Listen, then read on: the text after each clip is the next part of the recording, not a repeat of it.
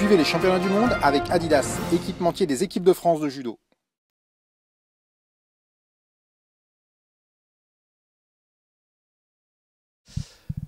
Et nous voici donc à la fin de cette deuxième journée des championnats du monde de judo, Paris-Bercy. On a eu notre comptant d'émotions, d'images de judo.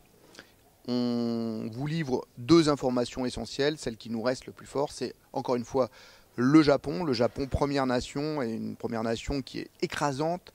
C'est déjà confirmé en cette deuxième journée. Ils sont sur le tableau de marche des championnats du monde de Tokyo, ce qui paraît normal. Et en fait, c'est extraordinaire parce qu'on pensait que Tokyo est une compétition qu'on ne referait jamais. Eh bien, ils ont l'air d'être partis pour refaire la même chose ici, chez nous, à Bercy, en France, puisque le Japon en est déjà à 5 médailles d'or, 3 médailles d'argent, une médaille de bronze, avec aujourd'hui 3 nouvelles catégories, donc en 6 catégories.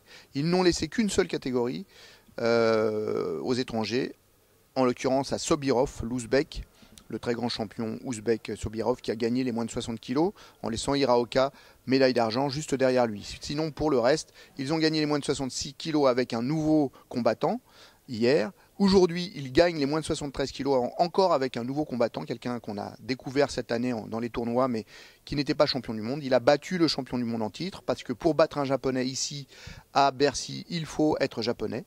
C'est très clair aujourd'hui, en tout cas, puisque chez les féminines, il y a eu une demi-finale entre japonaises en moins de 57 kg, et c'est la championne du monde, Kaori Matsumoto, qui perd son match, son combat contre la jeune Aiko Sato, qui va devenir championne du monde. Matsumoto, elle, prend la médaille de bronze, très mécontente, mais médaille de bronze quand même. Et chez les garçons, c'est le nouveau venu, Nakaya, Riki Nakaya, qu'on avait découvert dans les tournois, qui bat dans un combat vraiment formidable son numéro 1, le champion du monde, Akimoto. Akimoto qui s'est d'ailleurs un peu effondré, puisque lui est le seul à ne pas atteindre le podium. Il perd aussi pour la place de 3, contre un autre Ouzbek, Jura Kobilov, c'est qui porte la réussite ouzbek à 2 médailles aujourd'hui, 2 médailles chez les garçons donc. Sobirov hier, Jura Kobilov aujourd'hui. C'est donc la deuxième nation derrière ce Japon triomphant. Un Japon absolument invincible aujourd'hui, donc je le répète, 5 médailles d'or, 3 médailles d'argent, une médaille de bronze. Et manifestement, ça n'est pas fini. Deuxième nation, l'Ouzbékistan. Troisième nation, le Brésil, on en parlera tout à l'heure. Le Brésil qui est très très fort, manifestement sur ces championnats, qui vient d'installer une nouvelle médaille d'argent dont on parlera, une jeune femme très intéressante, Rafaela Silva.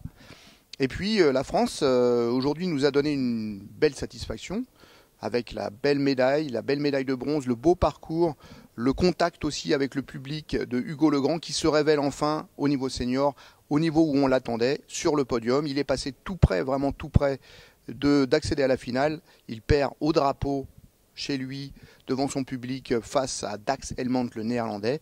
C'était une frustration, une tristesse. Il n'a pas su trouver la faille, il a peut-être trop cherché à faire tomber. Il nous explique ça dans une vidéo.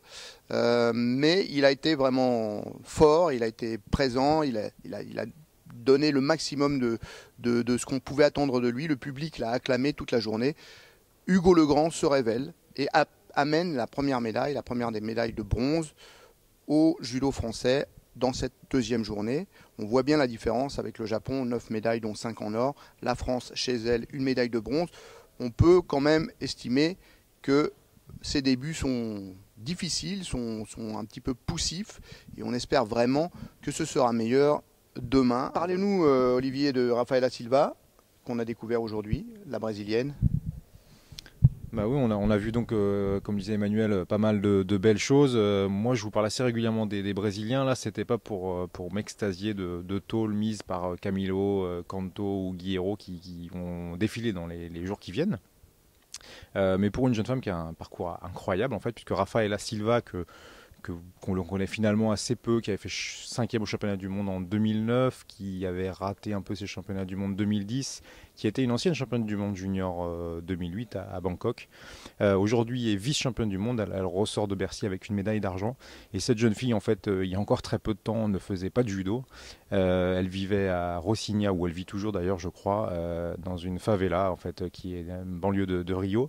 Et c'est donc une élève de Flavio Canto, qui est donc, on vous l'a déjà un peu expliqué, le père spirituel de cette équipe brésilienne, qui a mis en place un programme vraiment formidable d'insertion, et surtout qui fait vraiment travailler les gens sur le plan scolaire, sur le plan sportif. Aujourd'hui, c'est une réussite exemplaire.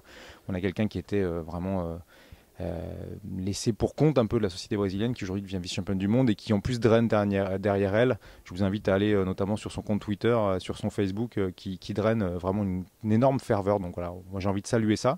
Elle est très sympathique, elle fait un judo qui est intéressant, même si par rapport aux japonaises par exemple c'est souvent dans une position de style un peu différente.